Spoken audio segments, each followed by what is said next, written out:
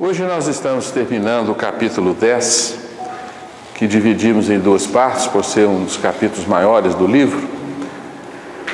Nós damos as boas-vindas aos companheiros que estão aqui por primeira vez, a Bruna, a Antônia, o Celso. Sejam bem-vindos a esta nossa viagem rumo ao entendimento superior da vida.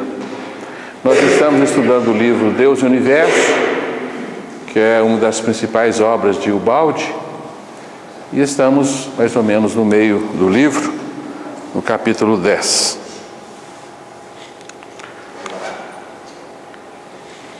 Nós havíamos parado exatamente nesse ponto, que Ubaldi chama de zona do ignoto, a zona da ignorância. E nós vamos entender um ponto capital da teoria da queda de Ubaldi. É que a queda não foi produzida pela nossa ignorância.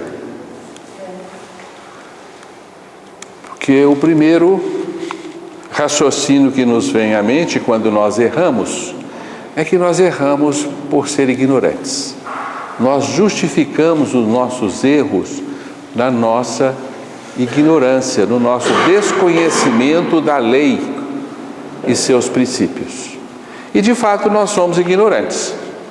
E nós erramos muitíssimas vezes no exercício de nossas vidas, porque ignoramos, porque não conhecemos o caminho certo, a atitude correta, e estamos frequentemente errando por ignorância. Isso porque nós nos tornamos ignorantes com a queda do espírito.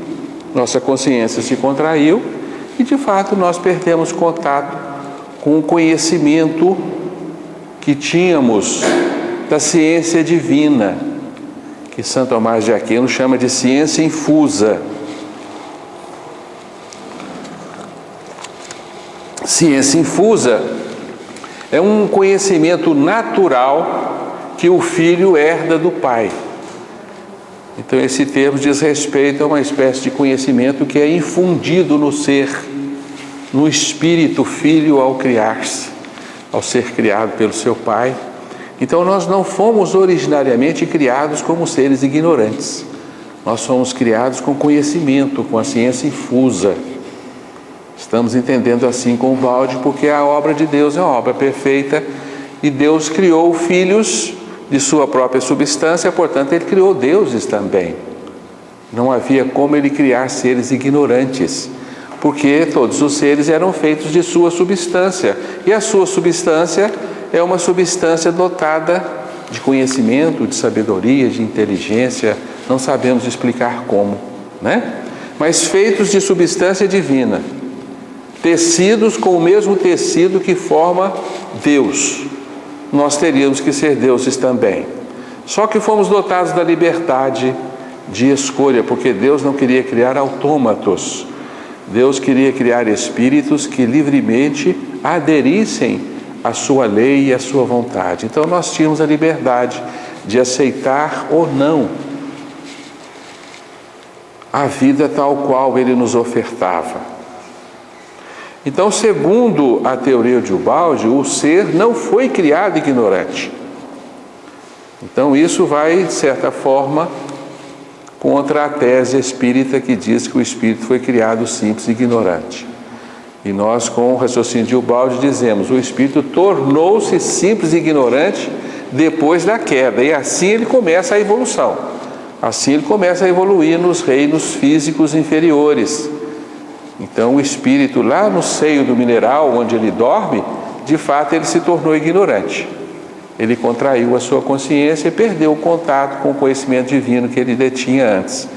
Nesse ponto então o anjo, que se torna átomo para começar a sua caminhada de volta a Deus, nesse ponto ele se faz ignorante, mas não anteriormente, porque segundo estamos entendendo, o espírito não começou neste ponto, ele foi criado antes.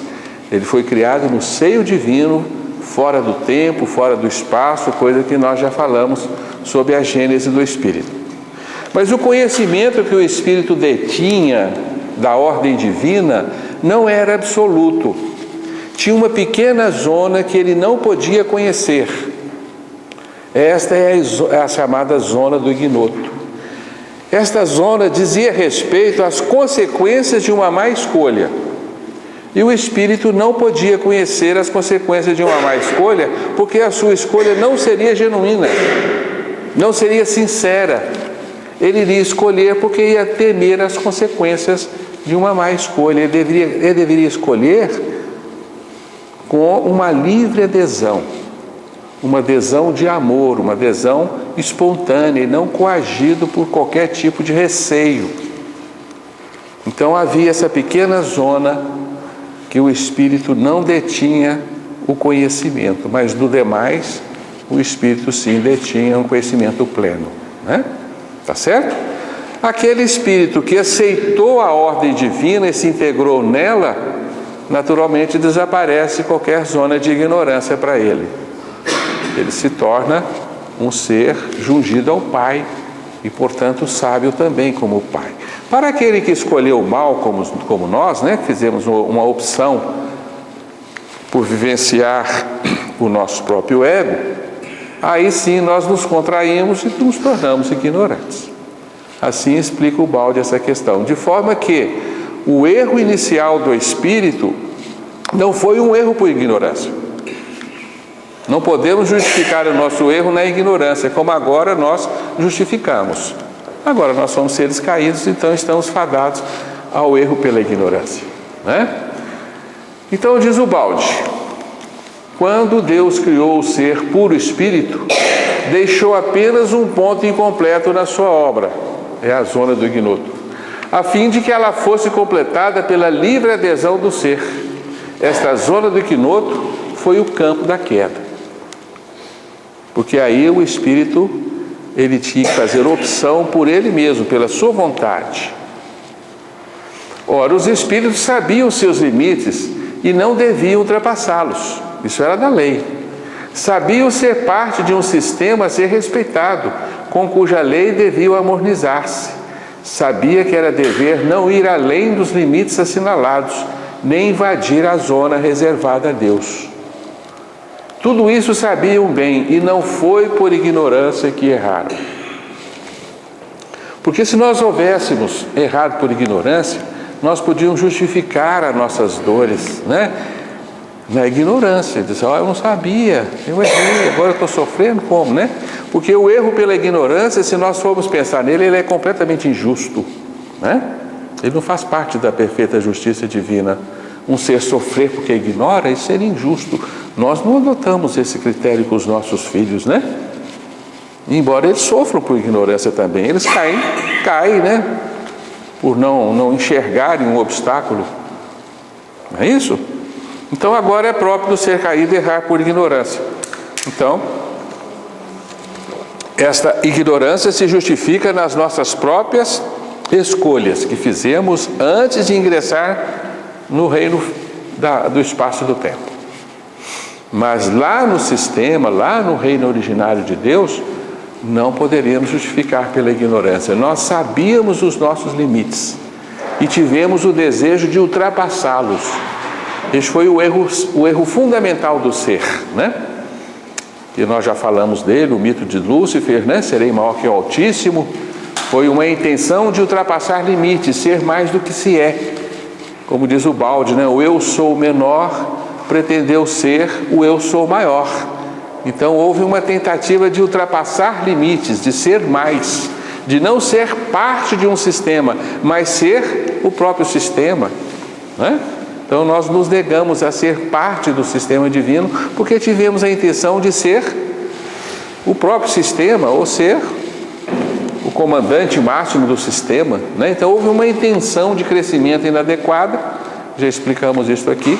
O resultado disto foi uma reverberação dessas forças que reconstituíram no escudo da lei, e o resultado foi a contração. Nós nos contraímos, né? Então nós nos contraímos pelas próprias forças que foram lançadas de uma forma imprópria. Lançamos uma força hipertrófica, uma força de crescimento inadequado, o resultado foi a colheita da contração. A contração, então, nos fez projetar no mundo físico e encerrou a nossa consciência, né? Contraiu a nossa consciência e nós morremos na matéria, como seres contraídos, como deuses contidos no túmulo físico, né? No átomo. Então o seu ato foi uma revolta consciente, feita, portanto, com plena responsabilidade. Os espíritos sabiam que a zona do ignoto era destinada à obediência. Daí nasce a culpa, né? Então nós sabíamos, nós fizemos uma escolha conscientes, portanto o nosso ato foi um ato de revolta, de rebeldia contra a ordem divina. Não podemos então imputar a ignorância pelo erro da queda. A gente costuma vasculhar as reminiscências, né? Tentando fazer uma leitura interior deste acontecimento, e nós não conseguimos nos lembrar disto. Como eu, né? Eu peitei Deus, eu revoltei contra Deus. Que isso? Eu quis ser mais do que Deus? Isso é um absurdo, né?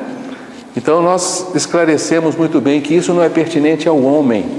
Isso não está nos escaninhos da memória humana. Isso está nas profundezas arquetípicas do nosso ser espiritual, na atualidade inacessível à nossa memória, aos nossos registros, né? Mas isso fala dentro de nós, isso está ativo dentro de nós através de uma série de linguagens, né? Linguagens psicológicas que se projetam na nossa personalidade. Por exemplo, o nosso instinto fundamental de superação. Ponha um limite ao homem e ele irá querer superá-lo. Em todos os sentidos, né? Então nós surgimos desse mundo como seres rebeldes, propensos a romper todos os liames, todas as barreiras que nos são impostas. Não é assim? A gente vê isso na criança e nós permanentemente estamos, né, sempre querendo ser mais, desejando ser mais, superando os outros, né, querendo mais vantagem do que o outro. Estamos sempre nesse anseio, que é o anseio da revolta, é o anseio da queda. Por isso a gente diz que nós continuamos insistindo no grande erro da queda até hoje. Todo dia acordamos nesse planeta repetindo o erro de Adão, né? Chamamos isso de eco adâmico. Tá bem? Então, fica bem entendido com o Valde que a queda não foi motivada pela ignorância, mas pela revolta. E que existia uma pequena zona que o espírito desconhecia. Mas esse desconhecimento era necessário para que ele fizesse uma escolha sincera e não coagido pelo temor das consequências da sua opção. Muito bem, então isso o Baldi nos explicou. Oi? Considerando que a nossa memória ela é uma conquista no nosso processo evolutivo e a nossa queda não recebeu isso, então é por isso que, como raciocínio lógico, ele tem dificuldade de entender a queda. Seria isso? Com certeza, dificuldade de aceitar também, né? O raciocínio que eu tenho hoje, ele é produto de experiências que eu estou fazendo no caminho de retorno. Só que a minha queda ela foi muito anterior, e então por isso que as pessoas têm muita dificuldade. Dificuldade de aceitar, claro. Você não se vê projetado nessa realidade. Parece uma realidade estranha, né? Parece algo estranho a nós, né? Além de nós. Está além do raciocínio humano, está além da razão humana, né?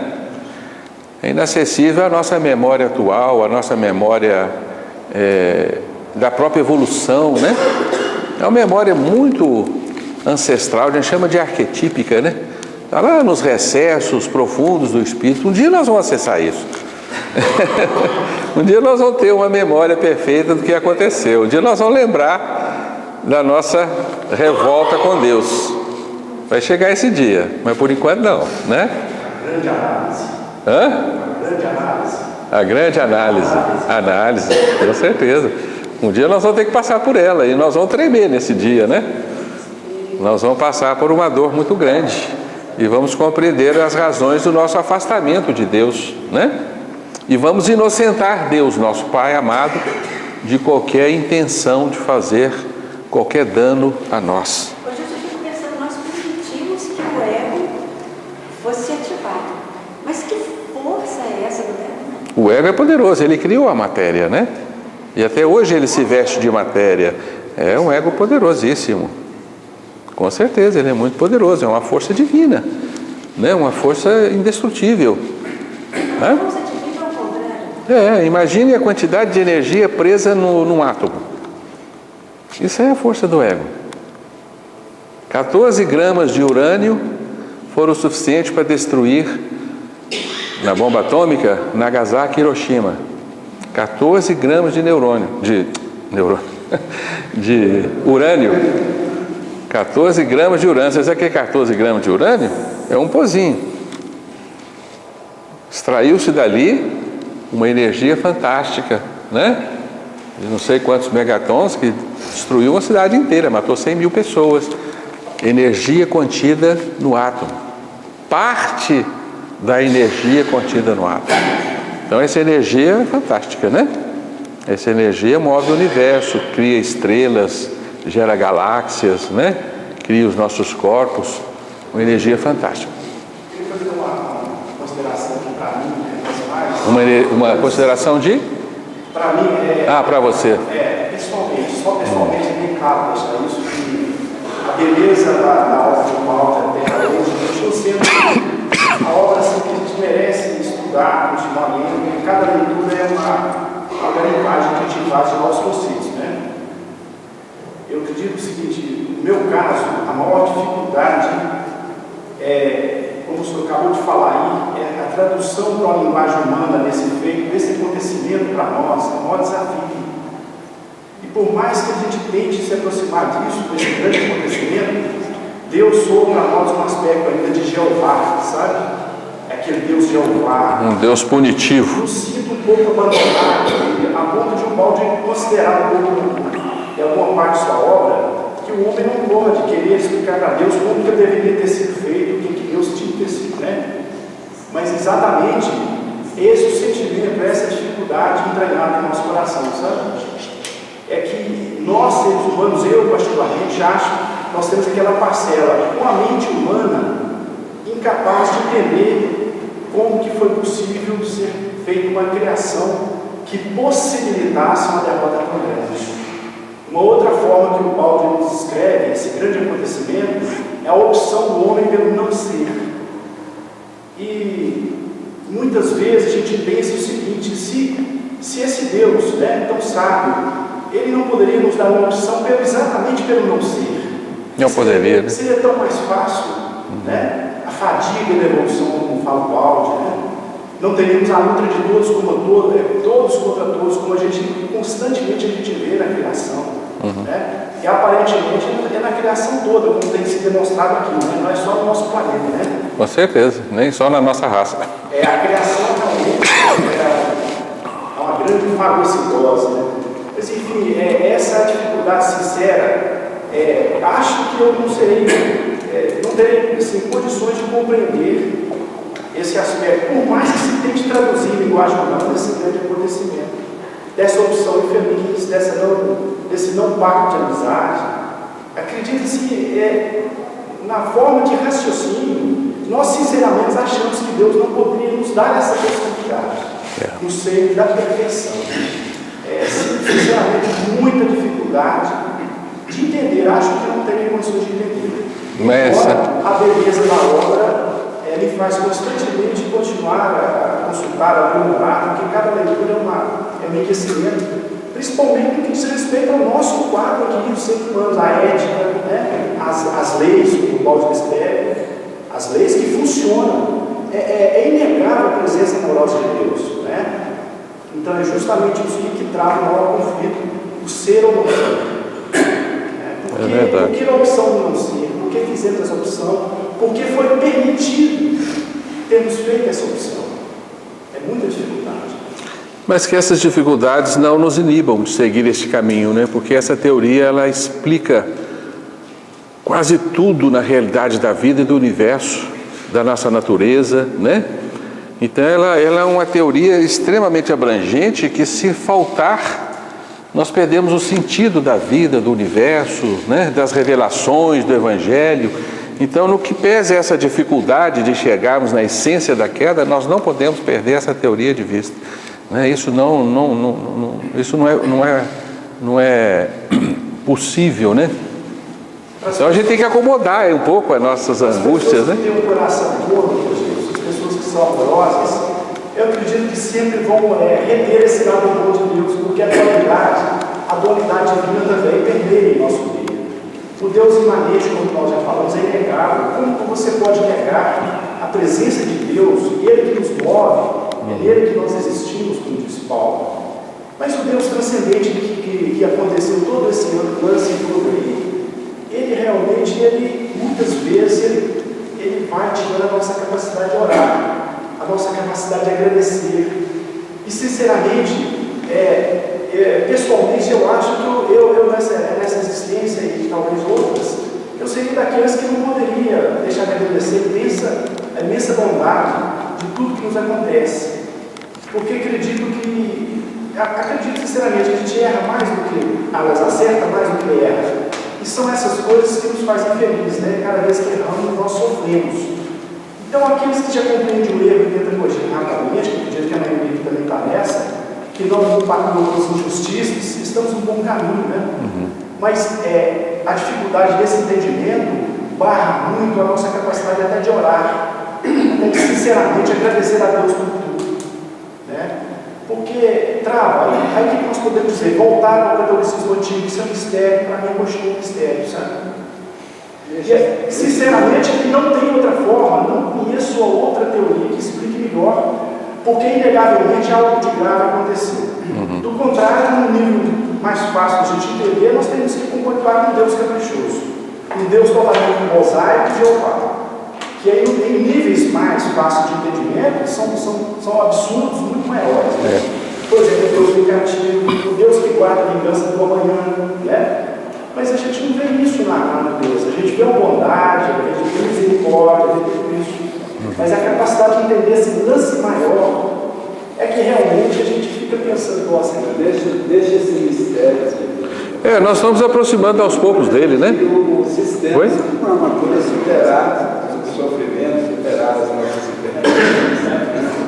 E esse mistério futuramente vai chegar. Nós vamos aproximando aos poucos dele, né? Muito nesse mistério. O importante é não. Né, Caled? O importante é não desistir, nós vamos aproximar aos poucos dele, vamos entendendo aos poucos, né? O que você ia falar, mano? Existem leis, e realmente existem leis que regem todo o relativo. Essas leis é criação nossa, que regem o relativo? Não, são criações de Deus, né? Todas as leis são, com certeza. A lei é a expressão do pensamento de Deus, né? Bem, vamos continuar o nosso estudo aqui, porque aprofundar nisso nós vamos ter que crescer, né? E a cada encarnação nós vamos aproximar um pouquinho, né, Oswaldo? Mas isso é fundamental para nós, porque a gente volta em Epicuro, né? Isso não poderia ser chamado de Deus, né? Porque isso é muito pessoal de cada um, né? Deus que, como diz no trilema de Epicuro, então é difícil que a gente entenda o que é Deus, não é?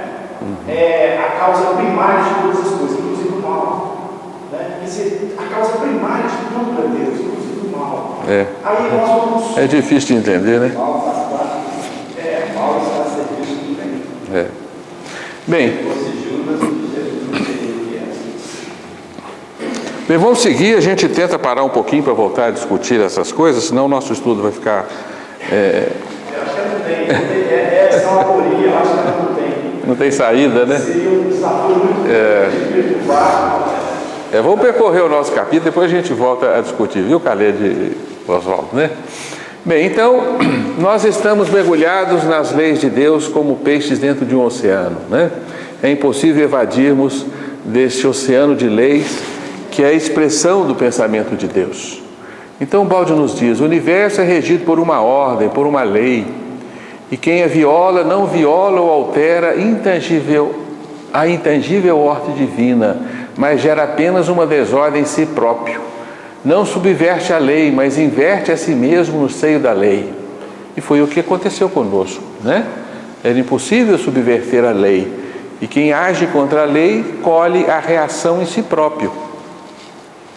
E se você intenciona inverter a lei, você termina invertendo a si mesmo. Os termos do nosso estado de decaídos escalonam-se nesta ordem de sucessão: incerteza, escolha, experiência, erro, dor, prova, escola, conhecimento. Isso agora, depois que caímos. Caímos na ignorância, então nós agimos na incerteza, fazemos escolhas que podem ser certas ou erradas, participamos de experiências, a vida nos coloca permanentemente em experiência, erramos, sofremos a dor consequente aos erros, as provas são colocadas na nossa vida para que aprendamos, através da escola da vida, adquirimos o conhecimento. E assim vamos crescendo, cada vez que conhecemos, erramos menos, temos menos incerteza, fazemos escolhas cada vez mais certas. Esses são os termos do desmoronamento e reconstrução da consciência, termos que não podem existir no estado de perfeição. Então isso só se explica pelo estado de desmoronamento da consciência, porque do contrário Deus não poderia ter criado com esses critérios um ser que precisaria errar, precisaria experimentar, precisaria sofrer para aprender. Seria injusto, Seria completamente injusto a um ser inocente, que parte da ignorância. Mas se nós enxergamos aqui um produto de um desmoronamento, então se justifica o erro e a dor. No estado de perfeição dos espíritos que aderiram à lei, só há uma liberdade possível, a da absoluta adesão à lei, que é a vontade divina, adesão livre e espontânea, querida e consciente. Então nós dizemos que é um aparente paradoxo, da criação divina. A única liberdade que temos é de seguir a lei, Já contamos para vocês que uma amiga nossa estava lendo o balde, o livro A Lei de Deus. Quando leu isso, ela pegou o livro e jogou na parede. Não é possível, Deus, eu só tenho a liberdade de te obedecer, refletindo a grande revolta do nosso ser, que nós experimentamos outras possibilidades para entender que não há possibilidade fora da lei, porque dentro da lei está a felicidade, a vida e a plenitude, Na lei, somente na lei está a vida, a felicidade e a plenitude. Se você sai da lei, você encontra o revés, a morte, a infelicidade e a contração, Portanto, nós somos filhos do erro. E nesse instante nós entendemos que a lei de Deus é como uma parede. Se você chocar-se contra uma parede, você se machuca. Mas você não pode dizer que foi a parede que te feriu.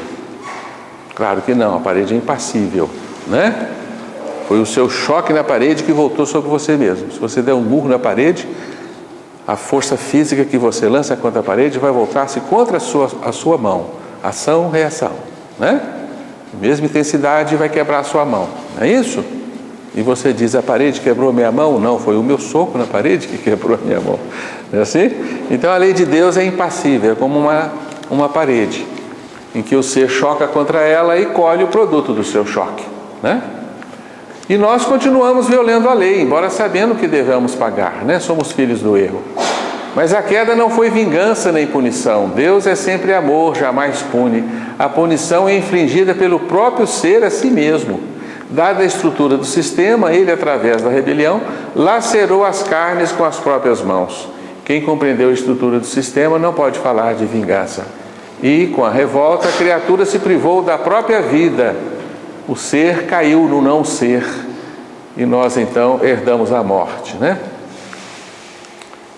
A criatura se privou da própria vida que é dada pelo Espírito, tornando-se matéria, mas com possibilidade de ressuscitar de sua sepultura. É a mácula, uma chaga nossa que Deus está curando através da evolução, Então essa explicação é fenomenal. Por que nós estamos vestidos de matéria? Por que a matéria representa um peso para nós? Por que nós temos que nos libertar da matéria? Por que Deus nos dá esse cansaço, O cansaço da evolução, de burilar o nosso ser, desfazer os nossos envoltórios grosseiros e libertar o nosso espírito, porque esse é o sentido da vida e da evolução. Mas por que é assim, Deus não poderia ter nos vestido de pedra porque Ele quis, e deixando-nos a ordem: filho, você vai evoluir, vai sair dessa veste de pedra através dos bilhões de anos. Seria injusto, né? Nós não fazemos isso com os nossos filhos. Portanto, um grande erro explica as nossas vidas, explica as nossas dores, explica a evolução, explica a existência do universo. Por isso nós não podemos abrir mão dessa fantástica teoria, dessa revelação que o Balde nos trouxe, né? E temos aí um registro do Livro dos Espíritos que nos ajuda a entender isso. É a questão 621 do Livro dos Espíritos, quando Kardec pergunta: onde está escrito a lei de Deus? Os Espíritos respondem: na consciência. E Kardec insiste: visto que o homem traz em sua consciência a lei de Deus, que necessidade havia de lhe ser ela revelada? O que os Espíritos respondem? Ele a esquecera e desprezara. Quis então Deus lhe fosse lembrada. Curioso, né? Essa resposta, ela choca contra a teoria da criação do espírito simples e ignorante. Se o espírito foi criado nessa condição de ignorante, ele ignorava a lei de Deus. E ele precisaria aprender a lei de Deus ao longo da sua evolução. Mas essa questão está nos dizendo que não, o espírito desprezou a lei de Deus. Esqueceu por ter desprezado. Agora ele tem que ser relembrado, né? Tem que ser lembrado de novo. Isso é queda para nós, né? Isso para nós é queda. Tem uma coisa também interessante, porque a consciência, ela é do ser caído, né? Depois da consciência você ainda vai a um patamar mais elevado. Então eu fico pensando assim, onde está escrito isso? Como é que ele sabe? E a gente sabe através da consciência. Sim. Mas qual seria a gente até chegar esse acesso a essa lei depois da consciência? Que caminho, né? E nós, na verdade, não perdemos o contato com a lei, né? É isso? Nós somos permanentemente contra a lei de Deus. Estamos sempre quebrando a lei de Deus, né? É por isso que os 10 mandamentos, dos 10 mandamentos, 9 começa com não. Vocês já observaram isso, né? Porque é tudo que a gente faz, né? Não matarás, não roubarás, não desejarás a mulher do próximo, né? Assim? Não adorarás outro Deus, e vai, não. E a gente só faz. É igual criança, né? É igual criança que você mais fala com ela, é não, porque ela está sempre infringindo a ordem. Essa é a natureza da alma humana, do espírito que caiu. Nós desprezamos a lei de Deus, né? Por isso nos fizemos então ignorantes dela, e agora estamos reaprendendo a lei de Deus, não aprendendo por primeira vez, né? Então essa temática, esse raciocínio que o Balde nos traz, ele não despreza a evolução, como a gente poderia pressupor num primeiro instante. A evolução continua, como diz André Luiz, sendo o caminho de retorno a Deus. Nós deixamos a casa do Pai, contraímos a nossa consciência, nos vestimos de matéria, nos tornamos ignorantes e mortos na matéria. Agora, pela evolução, nós vamos voltar. Então, com esta teoria, nós estamos acentuando a grande definição de evolução. Evolução é o retorno a Deus, é o caminho de volta a Deus, não é o caminho de ida. Nós não estamos indo para Deus por primeira vez, estamos voltando, né? Então o Balde nos explica: não houve nenhum defeito de origem, houve a liberdade de escolha, não um defeito, né? Ao contrário, o sistema era tão perfeito na sua estrutura orgânica que a revolta não lhe afetou a perfeição, permitindo que todos se salvem. Ainda que o espírito pudesse equivocar-se no início e escolher vivenciar o seu próprio ego e não o amor divino, né? Ainda assim, a criação divina é tão perfeita que ela permitiu essa liberdade ao ser, sabendo que o ser iria contrair, mas ele iria voltar, porque as leis divinas são feitas dessa forma, né? Elas te dão liberdade, mas elas te reconduzem ao seu seio, que é o seio da perfeição, né? Por isso a evolução, né, o evolucionismo, a teoria evolutiva, essa teoria que nasceu em virtude de corresponder à realidade do que se observa, fornecendo-nos uma primeira explicação, embora superficial, do fato indiscutível da evolução, que realmente leva o universo de um estado de imperfeição, de caos, de matéria, ao de perfeição, ordem e espírito. Então aí nós estamos entendendo por que a evolução começa num estado de caos, de imperfeição, de ignorância, de desordem. E assim a ciência nos fala, né? O universo, quanto mais você retrocede no tempo, mais desordenado ele é, mais caótico ele é, né? Porque a evolução, ela está evoluindo de um estado de desordem a um estado de ordem. A evolução é uma força universal que vai colocando tudo em ordem, vai organizando, vai gerando seres cada vez mais perfeitos, né? Mais complexos, vai aperfeiçoando todos os sistemas próprios do universo, tudo vai se aprimorando com a evolução. A evolução, então, é um movimento de aprimoramento constante do universo, porque o universo parte de um estado de desordem, de caos, de imperfeição. Por quê? Porque Deus não iria criar uma desordem para ordenar essa desordem ao longo do tempo, né? Não se justifica. Então a desordem é produto da revolta, porque toda revolta gera caos. Não há nenhuma revolta que gera ordem, né? Toda rebelião é caótica, gera destruição, dor, morte. Examine a história humana e as suas grandes revoluções, né? São todas dessa natureza, né? Então a revolução do espírito, a revolta do espírito gerou o estado de imperfeição, de caos e de matéria. E agora a evolução está está levando de volta esse universo imperfeito, caótico e feito de matéria ao seu estado de perfeição, de ordem e estado puro de espírito, né? Então a evolução existe e nós estamos agora entendendo melhor o fenômeno, né? A evolução é uma realidade inquestionável e o Baldi veio apenas nos dar uma clareza de por que ela existe e por que ela é do jeito que é, né? Por que ela vai do imperfeito ao perfeito. Por isso o Baldi conserta para nós um outro conceito que nós aprendemos da doutrina espírita, que é o conceito de criação progressiva. Se nós formos ler o Livro dos Espíritos, a Gênese de Kardec, nós vamos nos deparar com esse conceito importantíssimo, é um dos fundamentos da doutrina espírita, o conceito de criação progressiva, em que Deus cria progressivamente através da evolução, né? Então nós estaríamos num processo de progressiva recriação de nós mesmos, porque à medida que nós estamos nos fazendo, estamos crescendo, estamos nos criando. Essa seria a ideia que a doutrina espírita nos trouxe, né? Mas agora a gente está entendendo que nós não estamos passando por uma criação progressiva, nós estamos sendo recriados, criados de novo, não criados por primeira vez.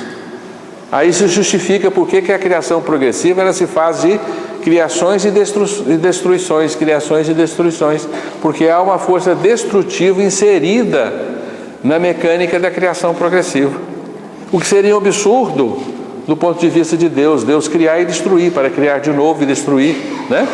Porque a nossa vida aqui na Terra é como uma construção de um castelo na beira do mar. Vem a onda do mar e destrói o castelo, e você tem que construir de novo, e vem a onda do mar e destrói de novo, né?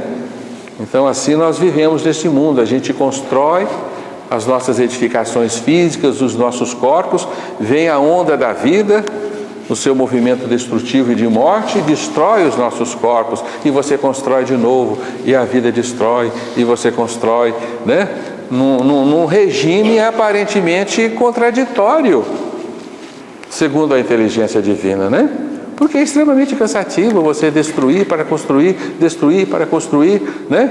Infindas vezes é algo que, do ponto de vista da ordem divina, não se justifica, né?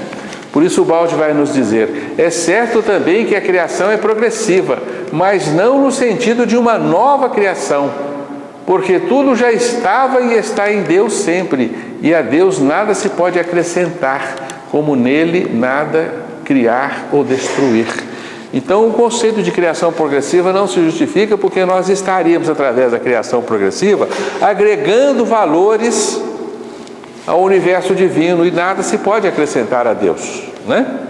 Porque na realidade, na ordem divina, nada se cria como nada se destrói, tudo se transforma, não é assim que aprendemos? Então não é possível acrescentar nada, né? A criação é verdadeiramente progressiva, mas no sentido de reconstrução de um edifício desmoronado, do qual se estão juntando as partes desagregadas e reedificando os planos afundados. Então chegamos ao conceito de recriação progressiva. Em nosso universo, a criação é contínua, isso é, Deus, no seu aspecto imanente, está permanentemente em atividade na obra de sua reconstrução. Então, a grande obra de reconstrução do nosso universo é levado a efeito pelas forças divinas inseridas na nossa realidade, que a gente chama de imanência divina, né? É o Deus que está na intimidade de todos os fenômenos do nosso universo e faz com que a vida ressurja sempre depois de cada destruição, né? Depois de cada inverno há uma nova primavera, depois de cada morte uma nova vida, e assim nós vamos então nos reconstituindo até chegarmos à nossa estrutura original, quando retornarmos à plenitude do sistema, né?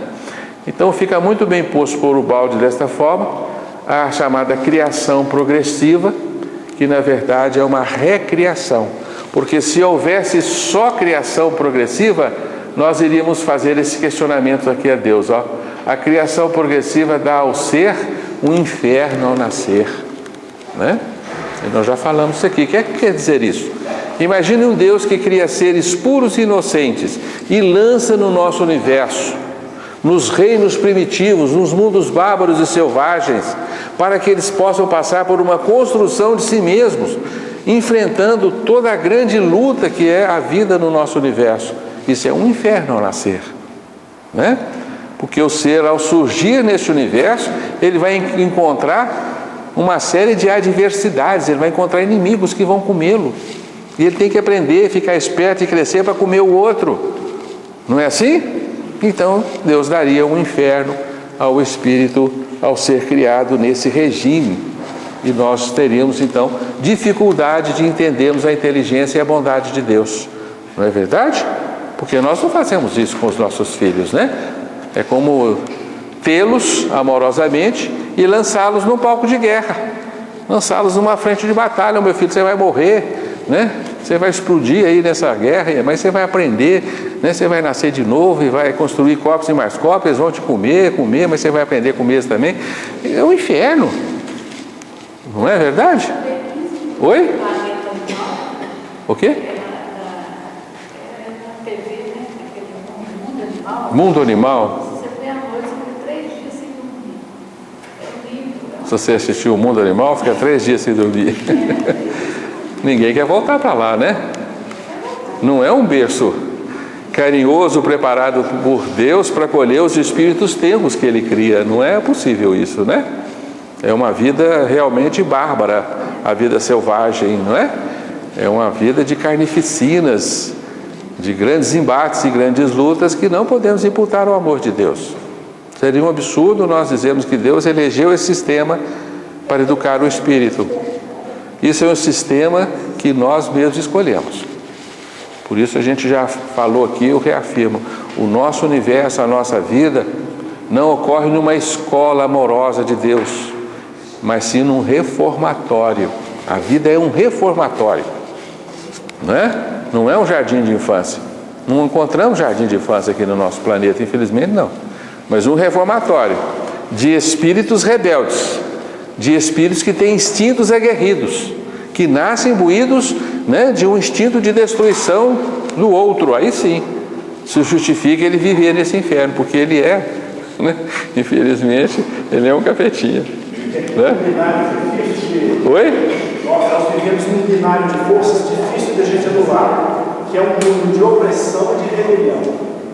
né? É a luta de todos. É a luta de todos contra todos, quase que permanente, né? Quem está na condição desfavorável quer passar para a condição favorável, mas tomando o lugar daquele. A luta é constante. Não pode ser o berço amoroso de Deus, né? Então é um conceito muito importante que está em Ubaldi, em que nós transformamos a ideia da criação progressiva que o Kardec nos trouxe em recriação progressiva. Um método de reendireitamento, né? De reconstrução do ser que desmoronou por sua própria escolha. E na nossa base nós podemos chamar de um ganho constante de um grau cada vez maior de consciência. Reconstrução. Se a consciência foi contraída, ela está em expansão. Está em expansão. Expansão é reconstrução. E a reconstrução dessa consciência decaída. Ela está em processo constante de reconstrução, de reaquisição de valores. Naquilo que você colocou que a pessoa leu um livro falando assim, mas se eu sou obrigado a fazer o que Deus quer, eu não tenho liberdade, né? É o contrário, porque na verdade a nossa liberdade é a mesma liberdade de Deus, porque a reconstrução da consciência nos coloca no caminho que é a nossa própria essência. O problema é que a pessoa quer ter liberdade não da consciência, ela quer ter liberdade do intelecto, que leva ela para o discípulo. É verdade. Aí ele está o problema. Então, eu acho que na nossa etapa evolutiva hoje, a gente tem que fazer um discernimento entre o que é a consciência e o que é a inteligência. São dois âmbitos diferentes, não são iguais. Porque a inteligência pode te levar para a queda. Com certeza, né? Como leva, então, né? Você tem que discernir o que é a consciência e o que é a inteligência, o intelecto. Né? É isso mesmo. Então, se você quer a liberdade da inteligência, aí realmente você pode entrar em choque com Deus. Mas se você quer a liberdade da consciência, você nunca vai entrar em choque com Deus. É verdade, é isso mesmo, né? O senhor falou certo, né? Que Deus naturalmente é o primeiro a seguir a lei, né? Que Ele mesmo criou, né? Então, na verdade, quando eu sigo Deus, eu estou seguindo a mim mesmo. Eu também. A nossa liberdade, a nossa única liberdade é seguir a lei, né? É a lei estendida, então eu estou seguindo a minha própria consciência. Nós somos feitos de lei, né? A nossa consciência é a lei, né? Então é seguir a nós mesmos, né? A lei da consciência, e não do intelecto. Nem sempre elas têm harmonia com a consciência. Aliás, a nossa condução é exatamente promover essa harmonia, essa ressonância. É verdade. Bem, nós terminamos assim o resumo do restante desse capítulo, né? Passamos pelos principais tópicos abordados por Ubaldi. Espero que isso facilite a leitura do capítulo, que vocês naturalmente devem seguir no livro, né? Para embasar esses conhecimentos e torná-los ativos em nós para nos modificar, né? Nos ajudar no nosso processo de crescimento, de amplitude de consciência. Então, encerrando, nós trouxemos aqui para vocês, né, um versículo de João, proferido por Jesus. Oi? Acabou cedo, é porque é só uma parte, né, do capítulo, né?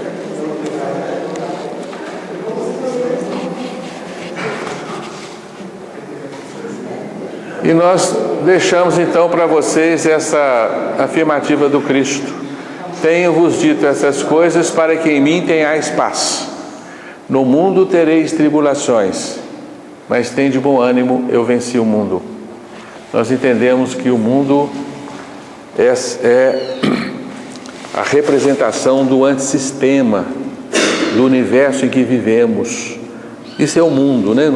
Nas referências do Evangelho, né? Então é o universo em que estamos presos e mergulhados nele. Neste universo nós encontraremos tribulações, necessariamente, porque ele é feito de tribulações, ele é feito de dificuldades, de lutas, né? de permanentes obstáculos que precisam ser superados. É próprio da natureza deste mundo caído que nós vivemos, o antissistema, né? Feito de matéria, de forças em oposição, de lutas permanentes em todos os sentidos, não é isso? Então nós atravessamos cada existência carnal lutando contra uma série de tribulações, porque não é fácil crescer, né? Não é fácil desenvolver-se, projetar-se na vida, ser vitorioso a cada encarnação, lutar contra todas as forças adversas, né? Que nos desafiam permanentemente, até impõem uma luta constante do nosso organismo para se manter vivo aqui na Terra, né? E cada dia que nós despertamos nesse planeta é uma verdadeira luta para nós, né? É verdade? Muitos falam, né, que a gente tem que matar todo dia um boi, né? Assim que fala? Um leão, né? Tem que matar o leão, não é boi não. Não é o boi não, é leão. Tem que matar um leão todo dia para poder sobreviver, né? Senão o leão te mata. Não é isso? E a gente pensa naquela gazelazinha, né, nas savanas africanas, que desperta todos os dias com um compromisso. Ela tem que ser mais rápida que a mais rápida das leoas, senão naquele dia ela morre, né? E a leoa desperta também com um compromisso. Ela tem que ser mais rápida que as mais rápidas das gazelas, né? Ou que a mais lerda das gazelas, né? Senão também ela vai morrer, né? Esse é o símbolo do nosso universo, do nosso mundo, da nossa vida. Você acorda todo dia, né? Já começa lutando no trânsito, que é matar um leão, né? Mas tem de bom ânimo. Jesus veio nos trazer a fórmula para vencermos este mundo como Ele venceu este mundo. Demonstrando aí a teoria de Ubaldi, a necessidade de vencermos este mundo. Por que que Deus nos daria um mundo para viver com a necessidade de vencê-lo? Por que que Deus nos daria um universo feito de tribulações apenas para crescermos? Não seria justo, porque tribulação gera dor, gera sofrimento, né? Pede empenho, desgaste, forças. Não seria justo do ponto de vista do amor divino. Então a única forma de entendermos isso é compreendermos que esse universo é uma aberração, não é uma normalidade do ponto de vista da divindade, né? Como diz o Ubaldi, uma doença no seio da eternidade, o nosso universo. E nós temos que curá-lo com a nossa evolução, com o nosso crescimento. Temos que reendireitá-lo, reendireitar-nos, né? E voltarmos à casa do Pai. São conceitos que nos remetem à parábola do filho pródigo, né? Que está aí na ordem do dia para nós, né? O filho que perde a sua herança ao pai e vai viver com os bandidos, passa fome, frio, né? Cuida de porcos, até que lembra que na casa do pai tinha tudo em abundância e resolve voltar, né? Então essa teoria está inserida no Evangelho, nós não temos como dissociá-la do Evangelho. Não temos como entender essa afirmativa de Jesus que estamos deixando aí para levarmos para casa, né? Tem de bom ânimo, eu venci o mundo. Ou seja, Jesus está dizendo, podeis também vencer o mundo, né? Sereis capazes também de vencer a si próprios, de superar todas as tribulações e adversidades para nos fazermos de novo, né? Filhos de Deus, seres plenos na realidade divina, né?